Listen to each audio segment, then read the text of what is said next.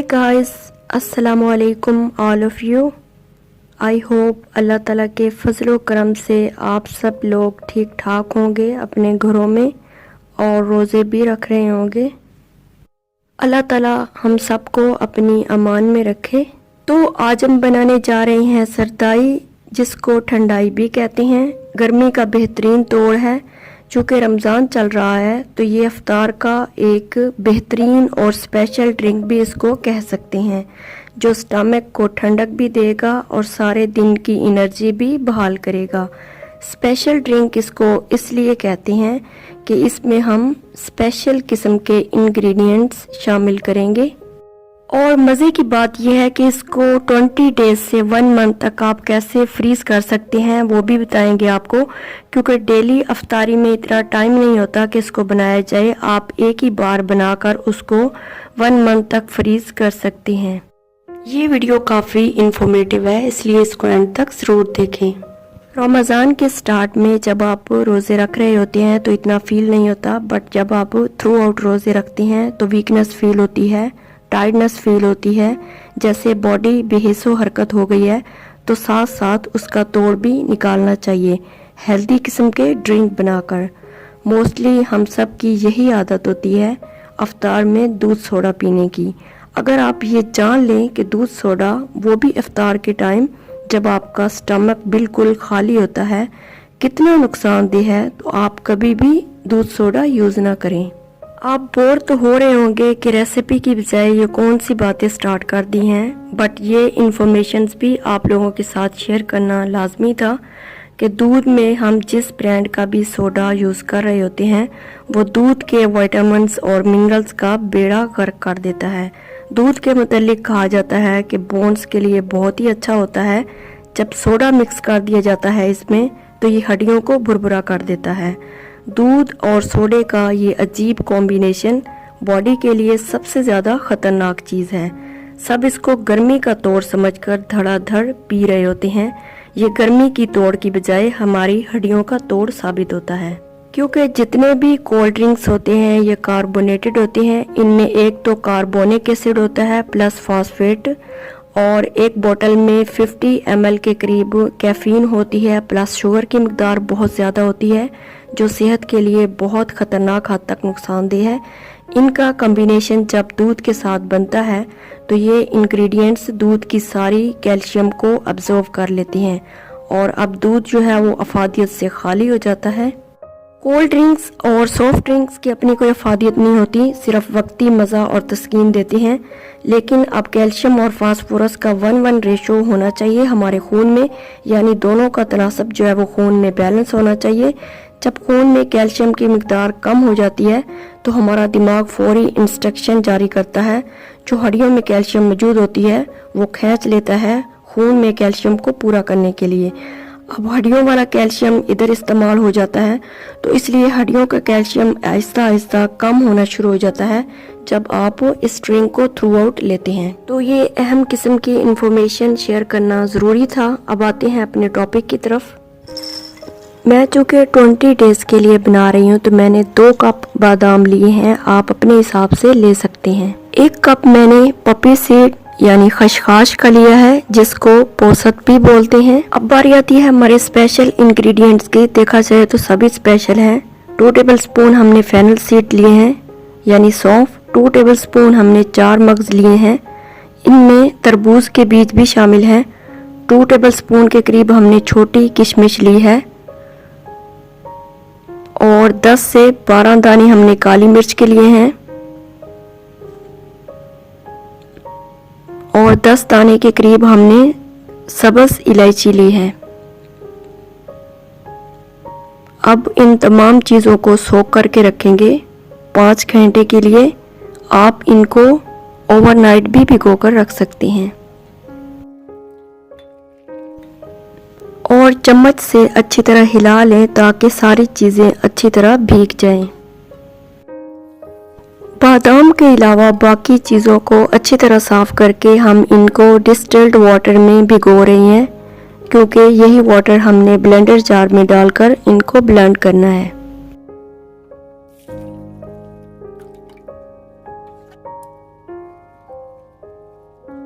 बादाम हमने पील ऑफ कर लिए हैं, खसखस भी फूल चुकी है, इलायची के दाने हमने निकाल लिए हैं,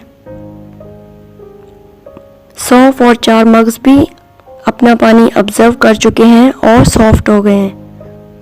अब ये सब चीज़ें सॉफ्ट हो चुकी हैं और ब्लेंड होने के लिए रेडी हैं। अब ये आसानी से ब्लेंड होंगी। बादाम को छीलकर साफ पानी में डालकर रखा था ताकि नरम पड़े रहें, इसलिए वो पानी भी ब्लेंडर में साथ जाएगा। इन तमाम चीज़ों को ब्लेंडर में डालकर अच्छी तरह ब्लेंड करेंगे और जब ज़रूरत हुई थोड़ा थोड़ा पानी ऐड करेंगे और ब्लेंड करते जाएंगे। एक साथ ज़्यादा पानी ऐड नहीं करना।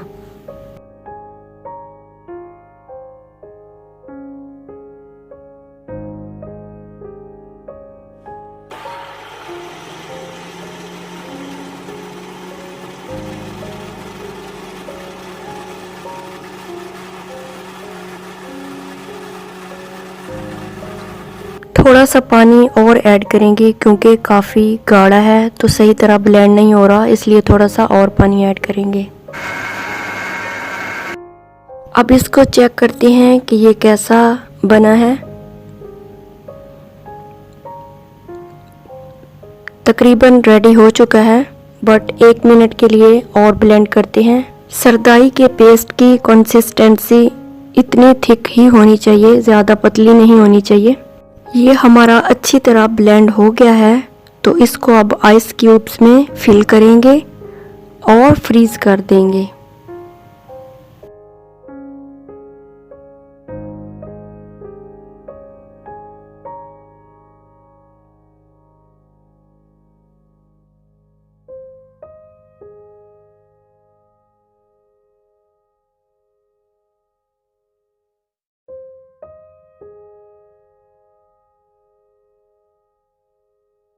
और जो पेस्ट बच गया है इसको हम जार में स्टोर करेंगे ताकि पहले यही यूज़ करें। ये paste 1 tablespoon for 1 glass use करें। दूध के साथ बना लें या पानी के साथ बना सकते हैं। ये क्यूब्स हमारे फ्रीज हो चुके हैं। अब इनको निकाल कर सेविंग बैग में पैक करेंगे और अगेन फ्रिज में रखेंगे। जब चाहें मर्ज़ी इनको निकाल कर यूज़ करें। है ना मज़े का आइडिया।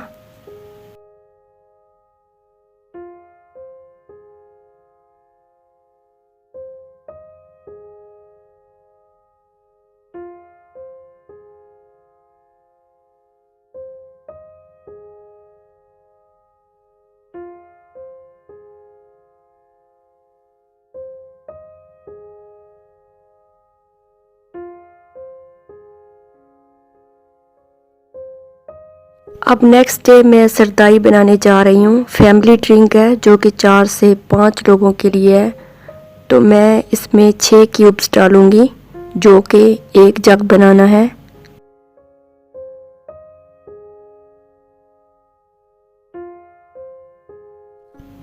फोर टेबलस्पून मैं इसमें शहद ऐड करूँगी।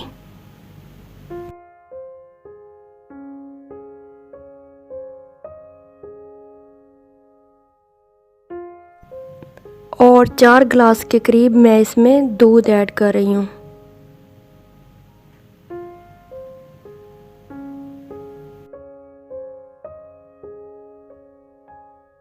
एक गिलास पानी डालना था, इसकी जगह 1 कप आइस क्यूब्स ऐड कर रही हूँ क्योंकि मुझे ठंडा चाहिए था।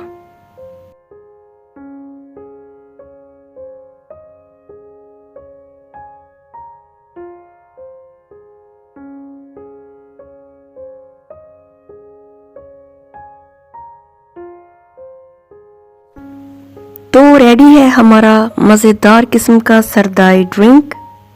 खुद भी पिएं, अपने प्यारों को भी पिलाएं, रोज़ेदारों की दुआएं भी लें, हेल्दी रहें और हेल्थ बनाएं। अब हम इनको बादाम से गार्निश करेंगे ताकि थोड़ा खूबसूरत लगे।